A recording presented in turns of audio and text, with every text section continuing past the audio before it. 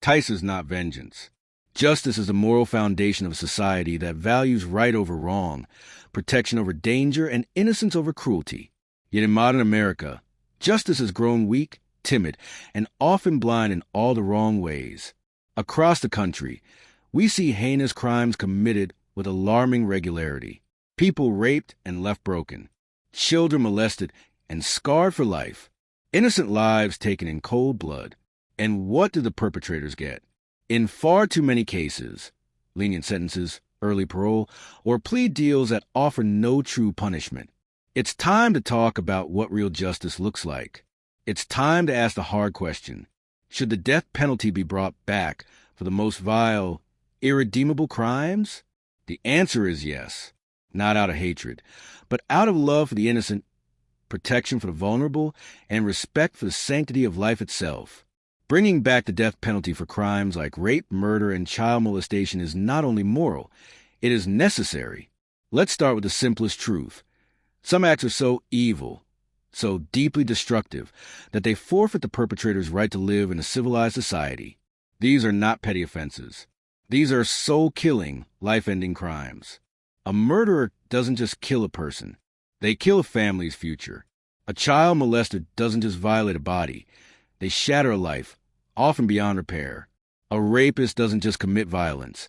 They steal dignity, safety, and peace of mind that may never return. These are crimes that go beyond rehabilitation. These are crimes that demand more than prison bars. Yet we live in a culture that too often excuses a criminal and forgets the victim. We worry more about the executioner's needle than the shattered lives left behind. We hear about restorative justice, systemic issues, or second chances for those who showed no mercy to others. But justice cannot be compassionate to evil without becoming cruel to the innocent. The death penalty is not about revenge. It's about consequence. It is a final, firm boundary that says, beyond this line there is no return. It tells society and the individual that some choices carry irreversible outcomes. That life is sacred, and the willful destruction of it cannot be tolerated. Many argue that the death penalty isn't a deterrent, but the data and basic human logic suggest otherwise. Deterrence doesn't mean zero crime. It means fewer crimes. When punishment is swift, severe, and certain, people think twice. When a child rapist knows that his actions could result in death, not just a prison sentence or parole, he hesitates. When a murderer knows that lethal consequences await, he might think again. And even if the death penalty prevents just one innocent person from being raped, murdered, or molested, is that not worth it? Let's also remember the psychological and financial toll on victims and families. When the worst offenders are merely locked away, families are left with bitter lack of closure. Victims often feel that justice was denied, that the system cared more about the criminal than their pain. Worse still, many offenders serve only a portion of their sentences. Some are released to offend again. The death penalty is final. It prevents repeat offenses with absolute certainty. No early release. No chance of reoffending. No forgotten victim. We also can't ignore the rising violence in our cities, the emboldened criminal behavior, and the erosion of basic respect for law and order. What message are we sending when child molesters walk free after a few years? When rapists get reduced charges in exchange for guilty pleas? When murderers serve 20 years and get released on good behavior? We send a message that evil has room to breathe, that predators can operate in the shadows, and victims will carry their pain alone. That's not justice. That's cowardice. Some say the death penalty is too harsh. But ask yourself, is it harsher than the suffering of a child who was sexually abused and must live with that pain for the rest of their life? Is it harsher than the final moments of a woman being raped and murdered in a dark alley? Is it harsher than the silence of a coffin, where a life was stolen with no chance of return? The true harshness lies in allowing such monsters to live, while their victims are buried or broken. Others say, but what about wrongful convictions? That is a valid concern, and one that deserves serious safeguards. No one should be executed without irrefutable evidence.